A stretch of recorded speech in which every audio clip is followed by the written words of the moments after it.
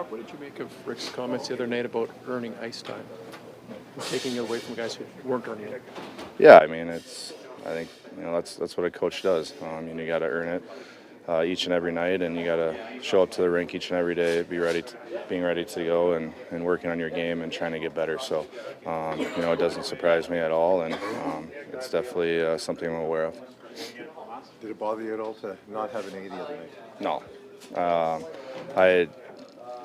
It doesn't surprise me at all that Marcus got one. He's such a leader in this locker room, and we rotated the A's earlier this year, so I wasn't shocked at all. Sorry, I saw it. Brock, maybe heading into tonight, take us through how you're feeling and where the group's at. Yeah, I think tonight's a very important game. I think we know where we are in the standings, and we got to make sure that we show up and play a full 60 minutes tonight. These are two important points, and we got to be really prepared. What are the things you guys have to focus on to generate a bit more offense and score some more goals here? Yeah, I think we've talked about that for a while now, that we haven't generated much offense, and I personally think when we're getting some shots, we're not having enough net front traffic, enough guys around the net, getting those greasy goals we talk about, and that's where a lot of the goals are scored in this league. So we got to get our nose a little dirty tonight. How about the power play? Do those same things kind of apply to a certain extent? They apply. I think we talk so much about when we get our retrievals on the power play and get that extra zone time. I think we create chances off of that, but we got to shoot the puck, get those retrievals, and make sure we're passing it around quick and getting our looks. Rick talked a lot about desperation. What does that translate to a player when he talks about desperation in this room?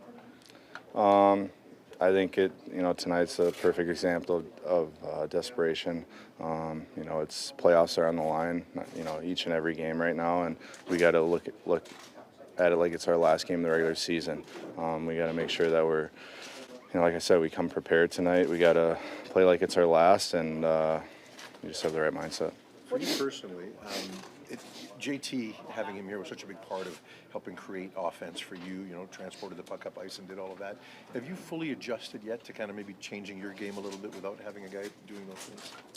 Yeah, it's definitely a lot different. When you play with a guy for 2 years and a guy to that degree of how good he is and how good of a passer he is and how well he creates space. So, yeah, it's definitely an adjustment, and I feel like I'm trying to understand that it's going to be different, and I got to play a little different with other guys. So I think I definitely can shoot the puck more and get around the net like I just talked about. I think I got to get net front and find those greasy rebounds. Talk about the Habs. What have you seen out of them? And obviously a tight game last time out. Yeah, we obviously have to be aware of what guys can score goals over there. That first line's really dynamic, and but I think just that whole team, we got to make sure that we're going through the body tonight and doing all those little details that Talk always talks about. And I find when we are sharp with those details, we play good hockey games. Stand up. Weak side, he gets the puck. Okay. Second break, second side. So now weak side, he's gonna Sentiment's going back to the.